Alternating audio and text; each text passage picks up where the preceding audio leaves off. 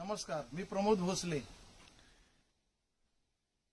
Saguna rural foundation तर्फे शेतकऱ्यांना आजकाल जे ट्रेनिंग दिलं जातं शून्य मशागत पद्धतीने भात पिकवणं, त्याच्यामध्ये मी आज दापोली तालुक्यातील माटवण गावातील नवानगरमधील प्रगतिशील शेतकरी श्री हरिश्चंद्र वाळाजी माडिक यांच्या भेटीला आलो आहे.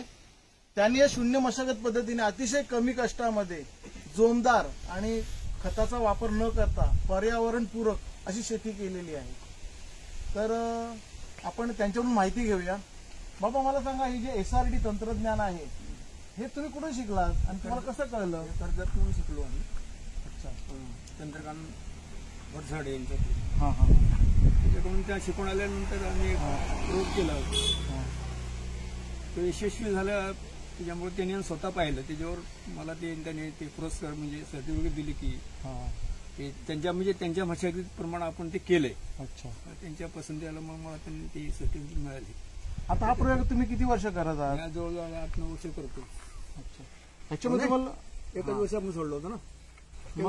मला सांगा, आपली जी पारंपरिक शेती आहे आणि आता ही शून्य मशागत पद्धतीने गादी वाफ्यावर केलेली शेती आहे, ह्याच्यामुळे उत्पन्नामध्ये किती फरक पडतो? उत्पन्न गरम तुमचं 10 मन असेल तर 15 मन व्हायला 5 मन वाढलंच पाहिजे. कमी होणारच नाही. अच्छा. शिवाय त्याची उंची आपल्या लावणीपेक्षा 2 फूट जास्त असणार. बघा, ह्या एवढं लावून भात येतच नाही, कधीच येणार नाही. बाबा, ही जी आता रोपं मी बघतोय ना, ही जोमदार रोपं आहेत. म्हणजे जसे आपण भात लावणी केल्याप्रमाणे रोपं वाटत नाहीत. तर ह्याचं कारण काही जोमदार असण्याचं कारण काय? कारण काय, त्याची मशागत म्हणजे असणारे आपण पावसाळी शेतामध्ये पाणी जास्त असतं, लावत्या वेळेला जास्त पाणी असलं तर आपण ते कांड ओपन करतो. अच्छा. ओपन केल्यानंतर जे असणारा त्याचा गाळ जो असतो तो त्या पाण्याने निघून जाते. शिवाय ते रोपं उपटून परत लावल्यामुळे त्यांना कमजोरी, ते जीव धरणं, त्यावर त्यांना त्याची ओढचाळा. तो जो शेळ्याला हा काय कंपल्सरी एकदा पेरला तो काही स्वरूपात त्या जमीत असल्यामुळं त्याला उपटण्याचा किंवा हे करण्याचा काय प्रश्न येत नाही. पण तो मग परंपरा तो जोहाना वाढतच जातो. याच्यामध्ये आपले मानवी कष्ट पण कमी पडतात. म्हणजे काय नक्की कसं काय? आता काय म्हणजे कौल तोडणे, भाजवून करणं, मशागत, नांगर पाहिजे, हे पाहिजे, ते वेगळे. ह्याला 2-3 वखत नांगरून फक्त घेणं, उन्हाने मशागत करणं हे महत्वाचं. कमीत कमी 3 वेळा त्याच्या नांगरकी करायला लागते. मित्रांनो, ही जी शेती आहे ही गादी वाफ्यावरची शेती आहे. एकदा गादी वाफे केले म्हणजे आपण जर कमी 6 वर्ष वापरू शकतो. हो. एकदा नांगरणी केली तर कमीत कमी 6 वर्ष ते 8 वर्ष परत नांगरणी करण्याची कोणतीही गरज नाही. रिपेअरिंग करणं, गादी वाफे नीट करून घेणं. शिवाय जर पाण्याची उपलब्धता असेल तर उन्हाळी किंवा रब्बी आणि उन्हाळी पिकं तिथे काढू शकतो. आणि उन्हाळी रब्बी इथे द्विदल धान्य आपण पेरलं, मूग, मटकी वगैरे अशा प्रकारचे, तर त्याच्यामुळे याच्या नत्राचं प्रमाण वाढून जमिनीचा कस आणखी वाढू शकतो आणि त्याच्यामुळे पुढच्या वर्षी तुम्हाला आणखी जास्त जोमदार पीक येऊ शकतो. शिवाय इथे हे पर्यावरण पूरक आहे. उदाहरणार्थ आपल्या पारंपरिक पद्धतीने मग ती कौलं तोडा, म्हणजे कवळी चैत्रामध्ये आपण झाडं तोडतो, खडसून काढतो, ते जाळतो, त्याच्यामुळे आपल्या निसर्गाची पण प्रचंड हानी होते. इथे निसर्गाची हानी होत नाही, इथे निसर्गाचं संवर्धन होतं. शिवाय इथे ह्या शेतीमध्ये काही उपकारक किड्यांची वाढ होते. कारण इथे ह्या जमिनीवर डिस्टर्ब केलं जात नाही, आहे ना बाबा? असं आहे ना, काहीतरी किडा तयार होतो आणि तो किडा जे अपायकारक किडे असतात त्यांना खातो नैसर्गिक मध्ये. आणि त्यामुळे इथे पेस्टिसाइड म्हणजे कीटकनाशक, खतं यांचा अतिशय कमी वापर होतो. आणि अशा प्रकारे ही ऑर्गॅनिक शेती म्हणून पण आपण वापरू शकतो. आणि आजकालच्या ज्या जमान्यामध्ये आपण जे प्रॉब्लेम आपल्याला आलेले आहेत, ज्या धान्याचा कस आणि धान्यामध्ये ते कीटकनाशकांचं उर्वरित प्रमाण, शिवाय फर्टिलायझर म्हणजे खतांचं प्रमाण हे आपल्या पोटात गेल्यामुळे आपल्या आजकाल कॅन्सर बिनसारखे रोग अचानक वाढलेले आहेत. पण त्याच्यावरही कंट्रोल येऊ शकतो. स्वतःची भूमीत नाही ना, आपल्या जमिनीतल्या. त्याच्यामुळे आता बाबांचं वय मला 85 वर्ष असेल, 80 वर्ष वय. म्हणजे ह्या वयामध्ये एखाद्या तरुणाला लाजवेल अशा प्रकारे प्रगतिशील त्यांची जी इच्छा आहे, त्यांचा दृष्टिकोन आहे, हा वाखाणण्यासारखा आहे. आणि अशा प्रकारे जर आपण आमच्या कोकणामध्ये बऱ्याच लोकांनी जर हा प्रयोग केला तर तुम्ही पावसाळी डबल भात काढू शकता. रब्बीमध्ये म्हणजे थंडीच्या सीझनमध्ये किंवा उन्हाळ्यामध्ये आणखी 10 आंतरपिकं घेऊ शकता आणि त्याच्यामध्ये कस पण वाढवू शकता. शिवाय कष्टाचं इथे नावच नाहीये. काही प्रमाणात आपल्याला बेंडणी करावी लागते, येणारे तणही कमी येतं. तर अशा प्रकारे जर आपल्या कोकणामध्ये लोकांनी हा प्रयोग केला तर नक्कीच लोकांचा फायदा होईल, श्रम वाचतील, निसर्गाचं संवर्धन होईल. बाबा मला एक सांगा, ह्याची जे आता हे गादी वाफे असतात ते मला वाटतं साधारण 2.5 फुटाचा वाफा आहे. तर मग ती पेरणी कशी करायची? पेरणी म्हणजे आता हे वाफा आहे, हा सची आहे बरोबर. ह्या साचेचा एवढी लाईनीच असे की आपण गादी वाफा केवढा तुमचा असं शेत आहे, हा शेत आहे. आता ही कशी जागा अशी आहे ना, कशी आहे, अशी आहे, खालपट आहे बरोबर, अशी खालपट आहे ना. आणि पाऊस जर पडला तर पाणी कुठे जाईल?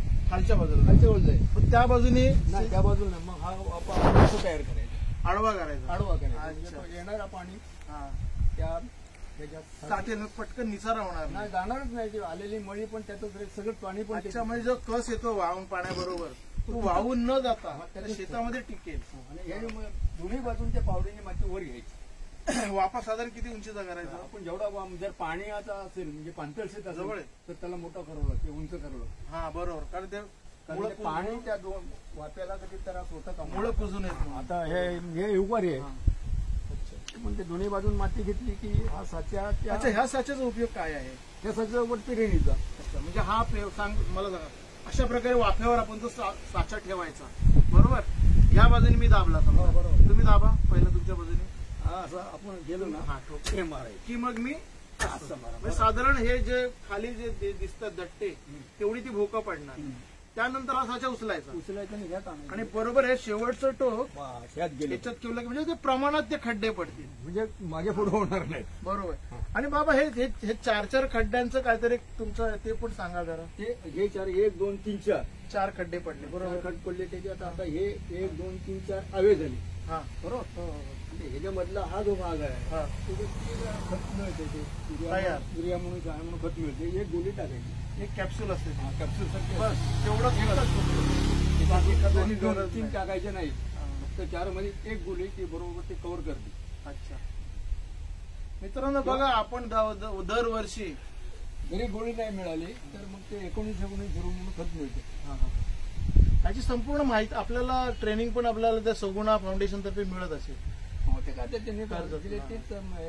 त्यांचे आणि त्यांचे जे प्रतिनिधी आहेत, जर कोणाला गरज वाटत असेल तर त्यांचे प्रतिनिधी आपल्याला आपल्या शेतावर येऊन प्रत्यक्षात गादी वाफे कसे करायचे ह्याचं ट्रेनिंग देतात. शिवाय कर्जतला आपल्याला ट्रेनिंगही मिळते. ह्या व्हिडिओ नंतर मी त्यांचे काही व्हिडिओ त्यांनी सगुणा फाउंडेशनने मला पाठवलेले व्हिडिओ पण मी शेअर करणार आहे, कृपया तेही बघावे.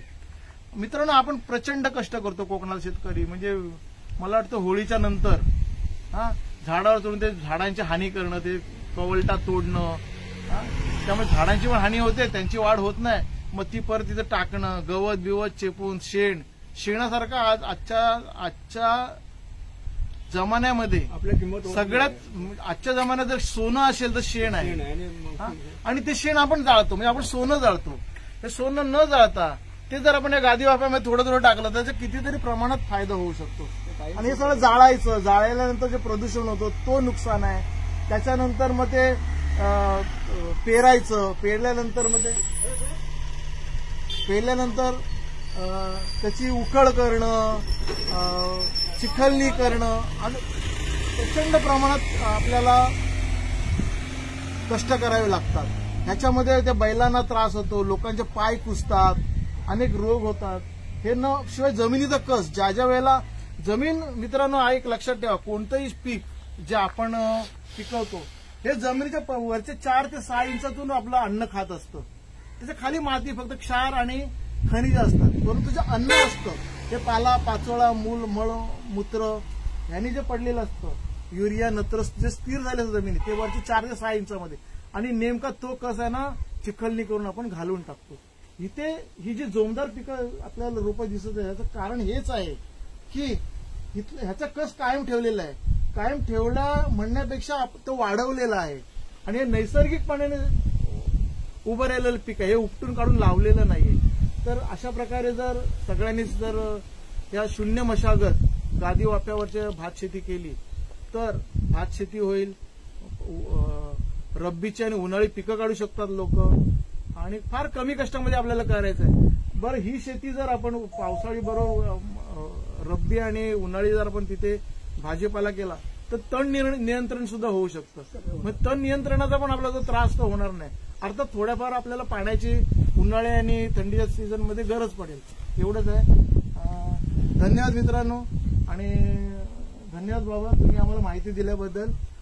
अशा प्रकारे जर आपल्या महाराष्ट्रामध्ये विशेषतः कोकणामध्ये जर प्रगतीशील शेतकरी गावागावात निर्माण झाले तर नक्कीच आपल्या कोकणात कॅलिफोर्निया व्हायला वेळ लागणार नाही. जय हिंद, जय महाराष्ट्र.